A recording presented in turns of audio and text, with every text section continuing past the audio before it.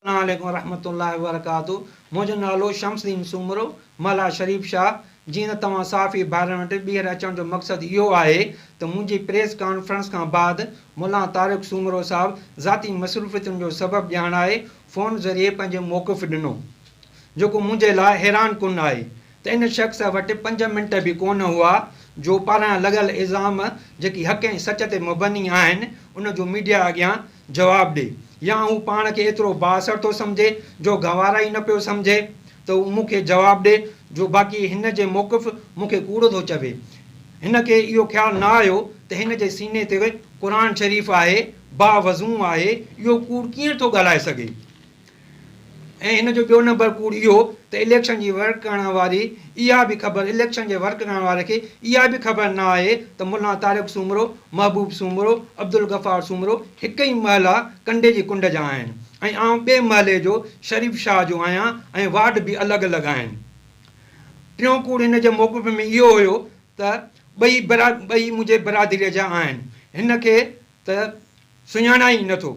साईं अनवर सूमरे साहिब सां जेका हिन पंहिंजे बिरादरी वारो, पंहिंजे पाड़े वारो ऐं पंहिंजो मोहसिन उस्ताद शहर जो माण्हू, तव्हां साफ़ ई ॿाहिरि बि सुञाणियो था त उन सां हिन जी केतिरी ज़्यादती थी। उनखे त छॾियो, पंहिंजो भाउ, पंहिंजी माउ सां ॼावल भाउ अथसि ताहिर सूमरो साहिबु, उन सां हिन केतिरी ज़्यादती कई। मां त हिकिड़े ॿिए ॻोठ जो, ड्रखण वाहण जो, ॿिए महले जो, ॿिए शहर जो, हे त धुर थी मुंहिंजी ज़मीन ते कब्ज़ो कयूं वेठो आहे। इहो त धुरियूं मां वटि, हिन जो चोथों कूड़ इहो त धुरियूं मां वटि मसइलो खणी खणी आयूं। हे उन टाइम जो मसइलो आहे, उन वक़्त जो मसइलो आहे त उन वक़्त जे मसइले में घटि में घटि 14-15 साल थिया आहिनि। तव्हां साफ़ ई ॿाहिरनि खे, शहर वारनि खे इहा बि ख़बर हुजणु खपे त 14-15 साल हिन जी कहिड़ी हैसियत हुई जो असां हिन ॾे खणी वियासीं त तव्हां बिरादरी जो मोतबर माण्हू आहे, तूं असांजो मसइलो हल कर। इहो सरासर हिन जो मौक़िफ़ कूड़ ते ॿधलु आहे। भाऊ चवे थो त मां वरी बि ॻाल्हियुनि करण लाइ तयारु आहियां, त आउं बि भाऊ सां ॻाल्हियुनि करण लाइ बिल्कुलु तयारु आहियां ऐं हमेशह ॻाल्हियुनि करण लाइ असां मौक़िफ़ रखियो आहे त ॻाल्हियुनि ज़रिए ई मसइला वॾा वॾा हल थींदा आहिनि।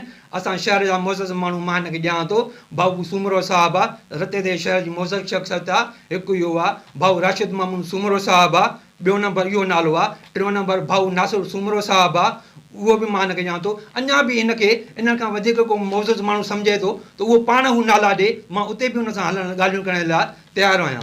बाक़ी हिन जो मौक़िफ़ पंहिंजो कूड़ ते ॿधलु आहे ऐं भॼणु चाहे थो, पाण खे अलॻि करणु चाहे थो। ख़ुदा वाह शायदि आहे त हीउ कूड़ ते हिन जो सॼो मुबनी आहे ऐं धुर आहे ऐं हमेशह रहियो आहे। बाक़ी आउं वसआर माण्हू खे परज़ोर हथ ॿधी अर्ज़ु थो कयां त ख़ुदारा मूंसां मदद कयो, मूंसां तावन कयो, ऐं हिन जी मूंसां ॾाढी नाजाइज़ी तमामु घणी आहे।